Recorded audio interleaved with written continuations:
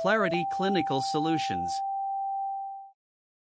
Up to 80% of clinical trials fail to enroll enough patients on time. Many never finish at all. The search for participants is one of the greatest bottlenecks in drug development, and it affects every one of us waiting for new treatments. The enrollment problem is staggering.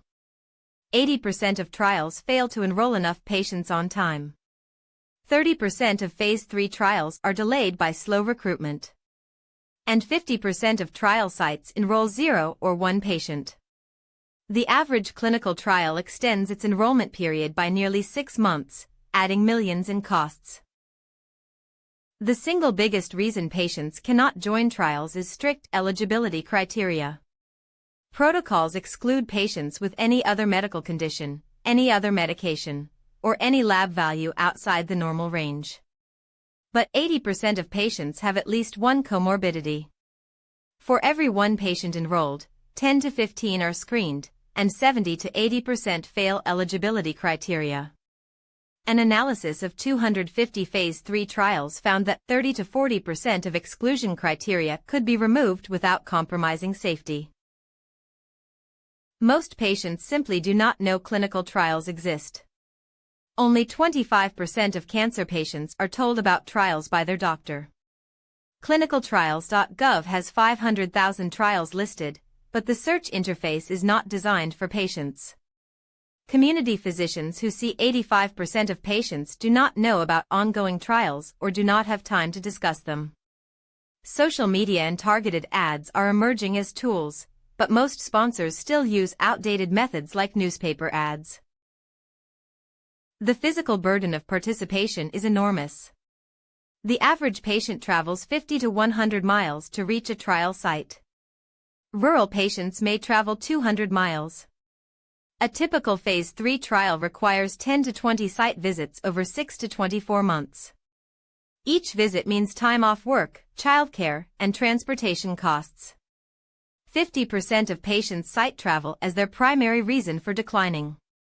The average patient spends $600 to $1,200 per month out of pocket to participate. Mistrust of medical research is a deep and justified barrier. The Tuskegee Syphilis Study, where Black men were denied treatment without consent, is the most notorious example.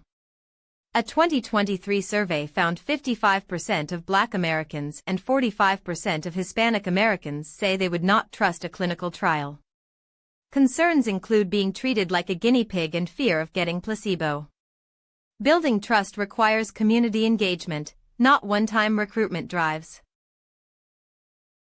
Clinical trials are designed for researchers, not for patients. Rigid visit windows of plus or minus 3 days mean a patient who misses a window may be withdrawn. Frequent procedures, blood draws, biopsies, ECGs, add to the burden. Some visits require 8 hours at the clinic. And lengthy consent forms of 20-plus pages assume college-level reading, but 50% of U.S. adults read at or below 8th grade level. Language and health literacy are major barriers. 22% of the U.S. population speaks a language other than English at home, yet trial materials are rarely available in other languages. Consent forms are written at a college reading level. Health beliefs vary by culture, but culturally tailored materials are rare. The NIH Revitalization Act mandated inclusion of women and minorities, but trials still fail to reflect diversity. In hot therapeutic areas, multiple trials compete for the same patients. In oncology, over 5,000 trials are actively recruiting for the same few cancer types. A patient with metastatic breast cancer may be eligible for 20 different trials. The first trial to launch enrolls fastest. Later ones compete for the remaining pool. In 2023, there were over 8,000 oncology trials but only about 600,000 patients available. Simple math, not enough patients. Socioeconomic factors strongly predict participation. Lower-income patients are significantly less likely to participate because out-of-pocket costs are prohibitive. Patients without insurance are rarely referred. Trial sites are in academic medical centers, not community clinics. And education level strongly correlates with participation.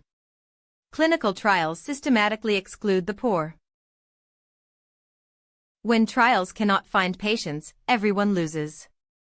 Each day of delay in Phase 3 costs sponsors $500,000 to $1 million. 10 to 15% of initiated trials are terminated early because they cannot enroll. All the investment is lost. And patients who could have benefited never get the chance. The recruitment crisis is not just a business problem, it is a public health crisis. The solution: decentralized and hybrid trials. Telemedicine visits allow patients to participate from home. Direct-to-patient drug delivery ships medications to the patient's door. Wearables replace in-clinic measurements. Mobile nurses visit patients at home for blood draws.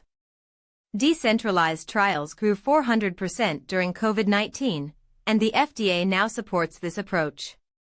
It is the future. AI matching and patient navigation are transforming recruitment. Machine learning scans electronic health records to identify eligible patients in real time. Patient navigators guide patients through every step. Plain language registries make trial information accessible.